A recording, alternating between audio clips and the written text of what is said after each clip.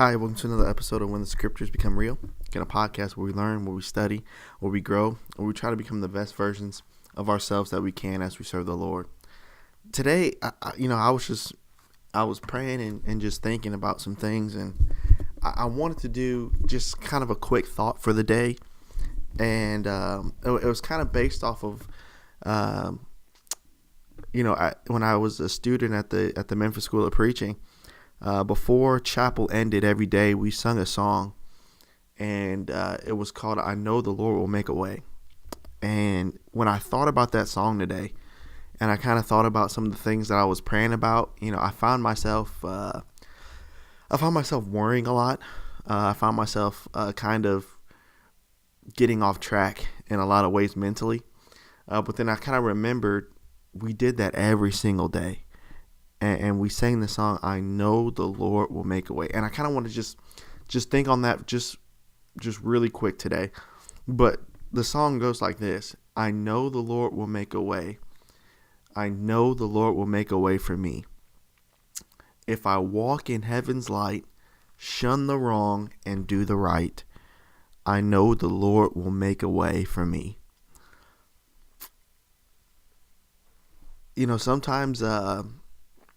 Sometimes in this life you can get discouraged by looking around at you. You can get discouraged at looking at where you are. You can get discouraged at your current position in life, and you can let that distract you. And when you find yourself, and I challenge you to think about this. When you pray, you find yourself complaining more. You find yourself worrying more rather than being confident, rather than knowing that the Lord can help you, rather than knowing that the Lord is over everything anyway. And you find yourself complaining, you find yourself worrying, you find yourself maybe being just angry too, just because of how things are. And when I thought of this song, it kind of it reminded me of the type of mindset that I needed to have, and I kind of want to share it with you. So let's kind of break down that sentence of that song. So it says, "I know." When you know something, you know. And so if I had a basketball, if I had a baseball or football, whatever, and I threw it at you, and you caught it, you know that's what's in your hand. Well, how do you know that? Well, you can touch it, you can see it, you can feel it, you could throw it back. If you're weird, you could taste it, right? So you know that you have that object because it's within your possession, right? And so you can know that. But in the spiritual sense, did you know that you can know things? I think sometimes too much in the spiritual realm, we kind of go so much off of, well, I hope this happens. Well, I've been doing my best, so I hope, instead of saying I hope so much, you can know some things. I can know this. Well, how do you know that? Look real quick. Go to Philippians chapter 3. Philippians chapter 3. And again, with this podcast, we study the word and we use the word for our guidance and for our help. And so if you look at Philippians chapter 3, I want you to notice what Paul writes here. Philippians chapter 3, and notice verse number 9. And notice what the text says here. "And be found in him," talking about Christ, "not having mine own righteousness, which is of the law, but that which is through faith of Christ, the righteous which is of God by him." Now watch how he starts verse 10. "That I may know him." I can know Jesus as my friend. I can know that. What else can you know? I can know him. I can know the power of his resurrection. I can know the fellowship of his sufferings. And I know that he died for me. I can know those things. And so if we go back to what we're talking about with that song lyric, I know that the Lord will make a way for me. That should give you and myself so much confidence that we can know that the Lord will make a way. And sometimes when I think about biblical accounts such as Joseph, such as Abraham, when I think about Joseph's situation, I know myself, if I was him in jail and I've done nothing wrong to anybody, but I'm suffering, I would have been close to giving up, if not gave up already. But the thing about Joseph's faith, and I always ask myself, how could Joseph have done this? What made his faith?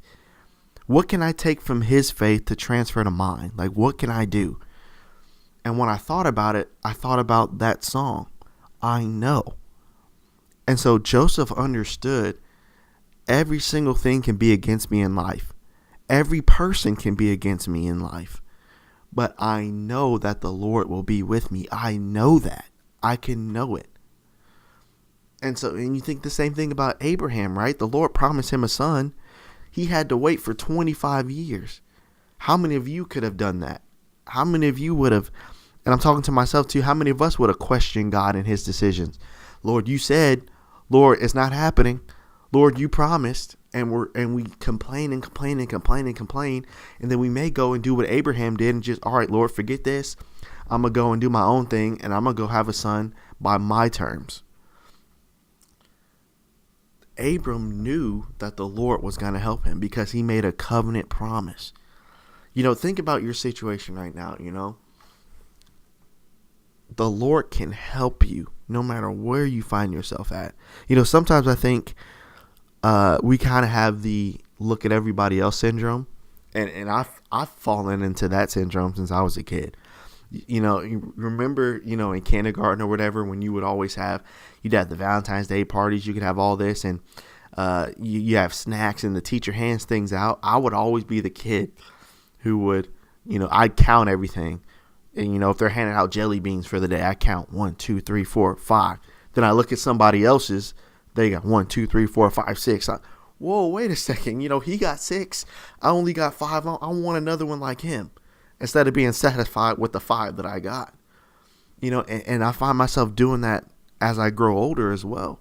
You look at someone else's life and you look at other people's lives and you're like, well, hold up. They got X, Y, and Z, but I barely have X. So, what's going on? But instead of being satisfied with the X that I have, I'm looking at the X, Y, and Z of what someone else has, and I get mad because they have their X, Y, and Z. And that's where we find ourselves complaining so much, is that we have that syndrome where we look at what someone else has and we get jealous of it in a sense. But one quote that I read the other day is, comparison is the ultimate thief of joy. Because when you compare what you have to what someone else has, you lose appreciation and you lose that grateful attitude of what you do have. And then you get that envious, prideful attitude of what I don't have.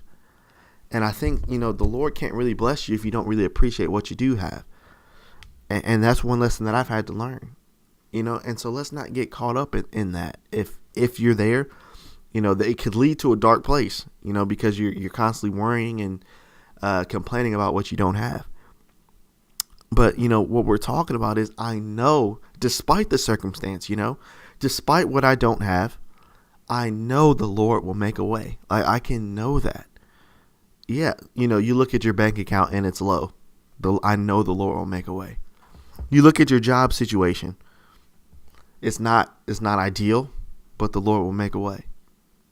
You look at whatever you have going on in your life. It may not be where you want it.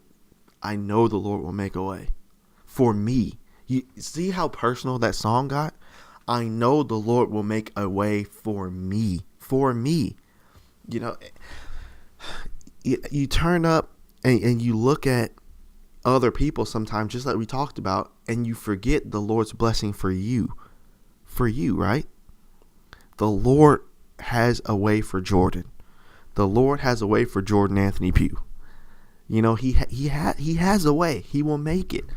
But I have to have enough trust that he will. And that's where that song comes into. I know the Lord will make a way for me. If you go to Hebrews chapter 11, here's the type of attitude that you have to have with that. In Hebrews chapter 11, and if you start in verse 6, remember we're talking about faith too. In verse 6, it says, but without faith, it is impossible to please him. Well, how do you know that, Hebrews writer? For he that cometh to God, watch this, you have to know and believe that he is, and that he is a rewarder of them that diligently seek him. You have to believe it. You have to know that he is. And so here's the attitude that I would encourage you to have. You look at your friend's life. You look on Instagram, you look on Facebook, you look on Twitter, you look on whatever. There was a certain part, everyone has that certain season in their life where you're scrolling through Instagram, you're scrolling through Facebook, you're scrolling through Twitter, and you see so-and-so just got this new job. Great. So-and-so just got engaged. You find 8 of those, right? So-and-so and that's wonderful. What you should do is to be happy for those people. Be happy for them. Because you don't know their journey, right? Be happy for them. But don't let that get you off track of the way that the Lord has for you. Don't let that get you off track. And it's very easy to do that because you turn, man, they got this. I'm working this hard. I ain't even got that. They got this. I'm working this hard and I don't. Stay focused. Stay on track. And try not to focus on what you have, or try not to focus on what you don't have, but focus on what you do have and maximize with what you do have. You got $5 in your bank account? Great. It's better than nothing, right? Maximize what you got. Do what you can with what you have. And that's what the Lord requires, right? Do with what you have. So I know the Lord will make a way for me. Now, if you continue, it says, if, that's a conditional word, right? If. Well, what's the condition? I'll make a way for you if, the song says this, if I walk in heaven's light, if I shun the wrong and do the right, then I know the Lord will make a way for me. So what is my only responsibility? My responsibility is not to look at what other Christians have. My responsibility isn't to look at what other preachers have. My responsibility isn't to look at what other brothers in Christ have. My responsibility is to shun the wrong and do the right. Well, if you have $5, shun the wrong and do the right. If you're single, shun the wrong and do the right. If you're working and working and working and working and nothing's working, shun the wrong and do the right. I know the Lord will make a way for me. You have to know. And let me end with this. You ever seen the Rocky movies? And if you're not familiar, Rocky was a fighter, and he was mostly a smaller fighter than everyone else. But if you watch those movies, Rocky would get knocked over. Just pummeled, right? Just bam, bam, bam, just hit over and over and over and over and over. But he always got back up, right? And he always finished what he started. One thing spiritually, I want to have that type of mindset. Because you think about guys like Joseph and Job and Abram, they were willing to take shots of what life had to give them, right? Man, my finances aren't where it needs to be. Man, people talk about me. Man, people laugh at me. Man, people look down on me. Man, whatever, right? People don't believe in me, whatever, right? And they took all these shots. But by faith, despite the circumstance and despite what they couldn't see, they got back up every single time. And when they got back up, the Lord always blessed them. Always. And so here's my encouragement to you.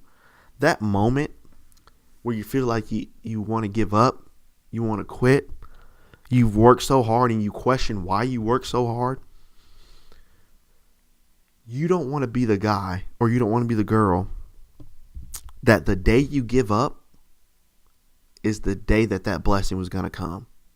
You quit. You lost that endurance. You gave in. And that's one thing that motivates me, is that, yeah, if I wake up and tomorrow's the same as yesterday, and the next month is the same as last month, and the next year's the same as the last year, I get up with a new mindset every morning to where today could be the day where this all changes. Today could be the day where the Lord blesses me and makes a way for Jordan. Today could be the day where the Lord changes everything. And I want to be present at that day. I don't want to give up. I don't want to be, sitting here pouting when he could be blessing me. So don't give up. Whatever situation you find yourself in, single, married, whatever, preacher, member, whatever you find yourself in, I know that the Lord will make a way for me. If I walk in heaven's light and shun the wrong and do the right, I can 100% know. Despite the money in my bank account, I know. Despite my job situation, I know. Despite my relationship status, I know. Despite what's happening with everybody else and the greatness of everyone else, I know that the Lord will make a way for Jordan Pugh. He will make a way. Put your name there. We can, and the Lord even said, when we come to his throne, we can come with boldness because he gave us the ability to know. Just like Paul said in Philippians 3, I know this. I can know this. And so I challenge you from this day forward, in your prayers, in your mental thoughts, and in your prayers to yourself, in your conversations with yourself, stop saying what you don't have. Stop looking at what you don't have. Look at what you do have. Be grateful for what you do have, and maximize with what you have. And then after that, shun the wrong, do the right, and do it again tomorrow. Shun the wrong and do the right and do it again tomorrow. And do it again and do it again. Even if for the next year everything stays exactly the same, do it again. Do it again. Do it again. And the Lord in his time, he will make a way. And so I encourage you today, the Lord's going to make a way for you. Trust that he will. Thank you.